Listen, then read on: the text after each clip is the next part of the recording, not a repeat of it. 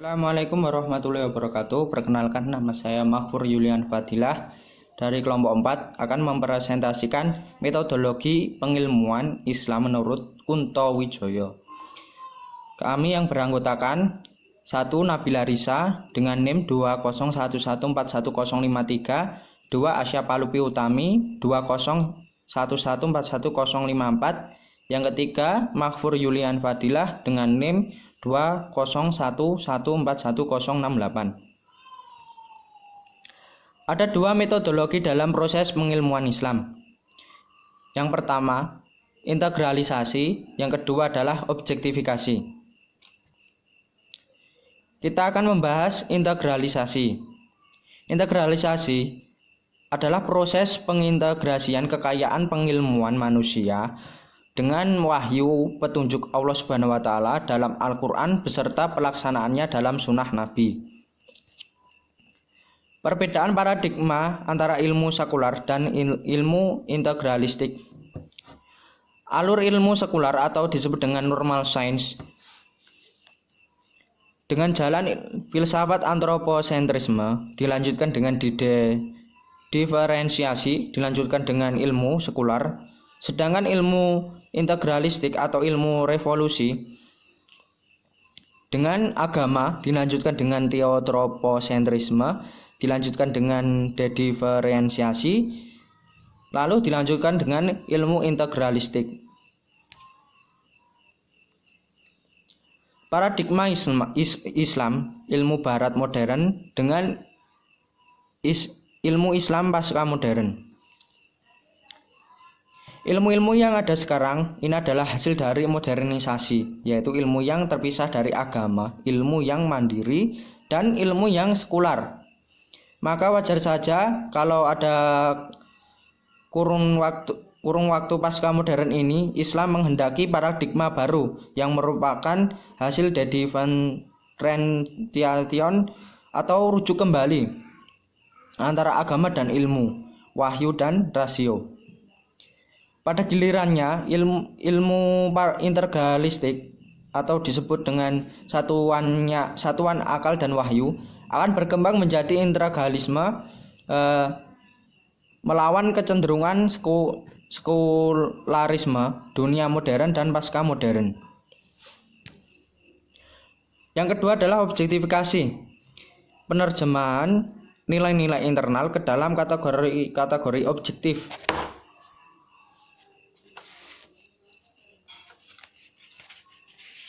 Berikut ini adalah skema kedudukan objektifikasi di tengah terminologi. Objektifikasi bermula dari internalisasi nilai, terjadi dari subjektifikasi kondisi objektif. Itulah perbedaan pokok antara objektifikasi dengan sekularisasi. Objektifikasi adalah penerjemahan nilai-nilai internal ke dalam kategori-kategori objektif. Skema berikut ini menjelaskan kedudukan objektifikasi di tengah-tengah terminologi, yaitu internalisasi, eksternalisasi, subjektifikasi, dan gejala objektif.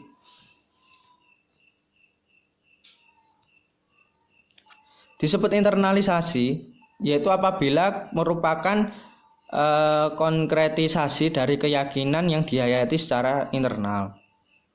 Yang kedua adalah eksternalisasi yang berupa ibadah. Yang ketiga adalah objektifikasi, suatu perbuatan bila mana perbuatan itu dirasakan oleh orang non-Islam sebagai suatu yang natural atau sewajarnya, tidak sebagai perbuatan keagamaan.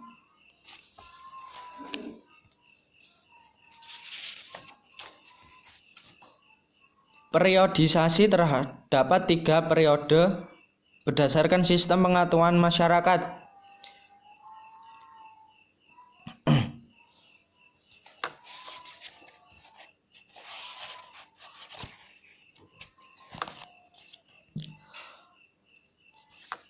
Periode mitos, yaitu ada periode mitos, ideologi, dan ilmu.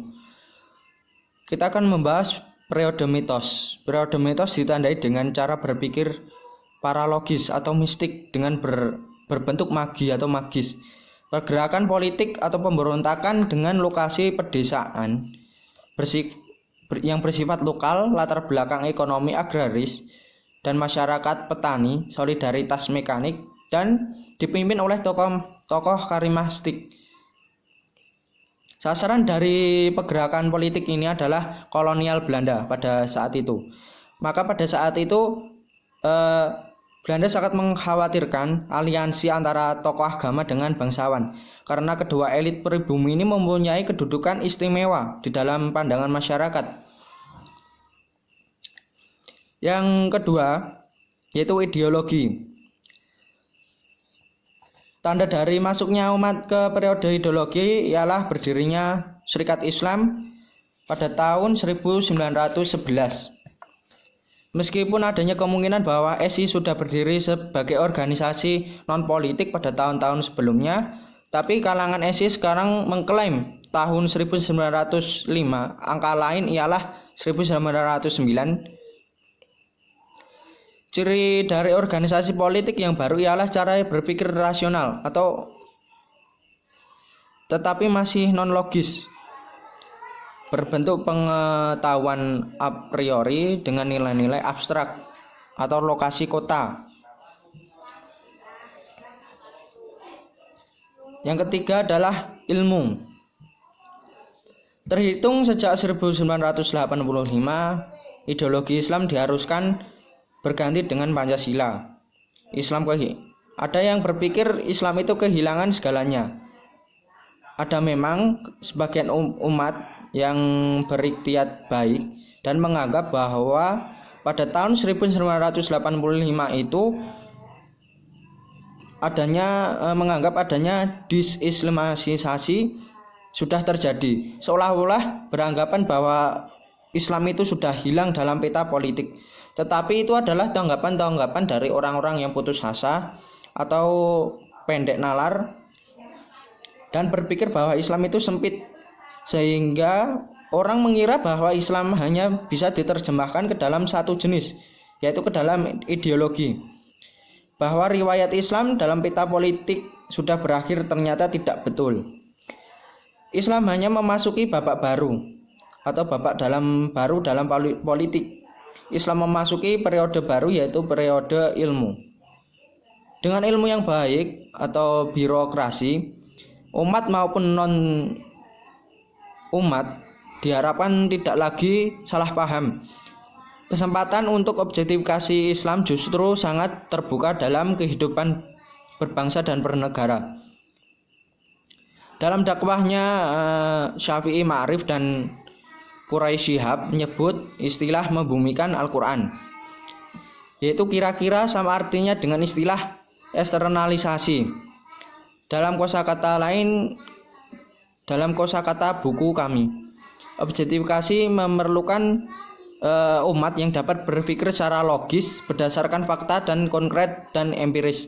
Akhirnya diharapkan bahwa gagasan objektifikasi ini dapat membesarkan umat dalam prasangka politik pihak-pihak birokrasi, umat mandiri dan non-umat. Sekian presentasi dari saya. Bila ada salah kata saya minta maaf. Saya dari kelompok 4